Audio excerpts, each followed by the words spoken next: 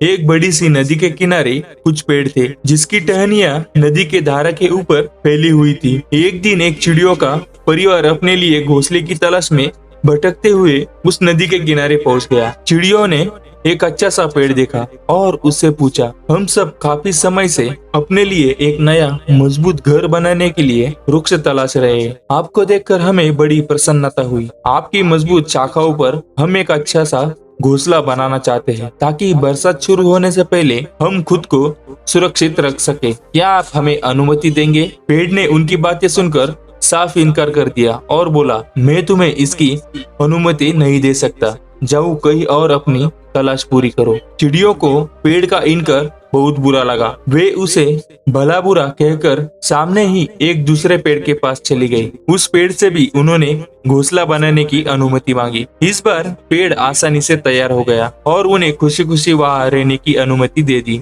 चिड़ियों ने उस पेड़ की खूब प्रशंसा की और अपना घोंसला बनाकर वहां रहने लगी। समय बीता, बरसात का मौसम शुरू हुआ। इस बार की बारिश भयानक थी। नदियों में बाढ़ आ गई। नदी अपने तेज प्रवाह से मिट्टी काटते काटते और चौड़ी हो गई और एक दिन इतनी बारिश हुई कि नदी में बाढ़ आ गई। तमाम पेड़ पौधे अपनी जड़ों से उखड़कर नदी में बहने लगे और इन पेड़ों में वो पहले वाला पेड़ भी शामिल था जिसने उस चिड़ियों को अपनी शाखा पर घोंसला बनाने की अनुमति नहीं दी थी। उसे जड़ों सहित उखड़कर नदी में बहता देख चिड़ियों का परिवार बहुत खुश हो गया, मानो कुदरत ने पेड़ से उनका बदला ले लिया हो। चिड़ियों ने पेड़ की तरफ उपेक्षा भरी नजरों से देखा और कहा, एक समय जब हम तुम्हारे पास अपने लिए मदद मांगने आए थे तो तुमने साफ इनकार कर दिया था। अब देखो तुम्हारे इसी स्वभाव के कारण तुम्हारी यह दशा हो गई है। इस पर पेड़ ने मुस्कुराते हुए इन चिड़ियों से कहा, मैं जानता था मेरी उम्र हो चली है और इस बरसात के मौसम में